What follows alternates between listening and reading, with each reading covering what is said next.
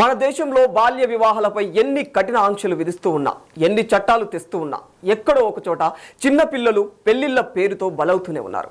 కుటుంబాన్ని పోషించే స్తోమత లేక ఆడపిల్లలు పుడితే ఎలాగైనా వదిలించుకోవాలి కదా అనుకొని అంత చిన్న వయసులోనే ఆడపిల్లలను పెళ్లిళ్ళు అనే ఊబిలోకి తోసేస్తూ ఉన్నారు. పెళ్లి అనే దానికి అర్థం కూడా తెలియకుండానే వారు కష్టాల పాలు కావాల్సి వస్తుంది. అయితే కర్ణాటక రాష్ట్రంలో కూడా ఇలాంటి ఓ దారుణ ఘటన జరిగింది.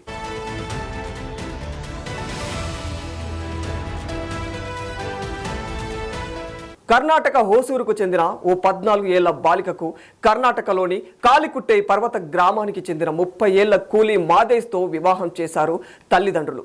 పెళ్లి చేసి ఆమెను బలవంతంగా కాపురానికి ఓ పశువును లాక్కెళ్లారు.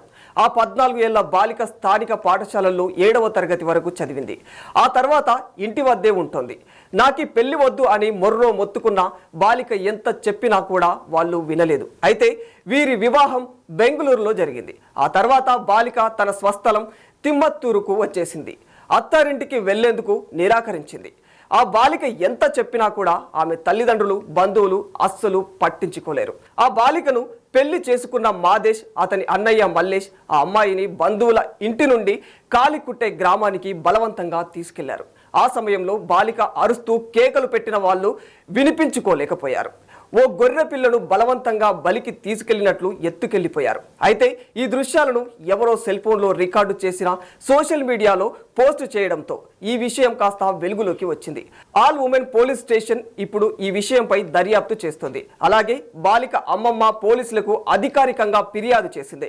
ఇక బుధవారం పోలీసులు మాదేశ్, అతని సోదరుడు మల్లేష్, అతని భార్య, బాలిక తల్లి నాగమ్మ, తండ్రిని పోలీసులు అరెస్టు చేసి వారిపై పోక్సో చట్టం, బాల్య వివాహ చట్టంలోని వివిధ సెక్షన్ల కింద కేసులు నమోదు చేశారు. ఆ బాలిక ఇప్పుడు తన అమ్మమ్మ ఇంట్లో ఉంటుంది.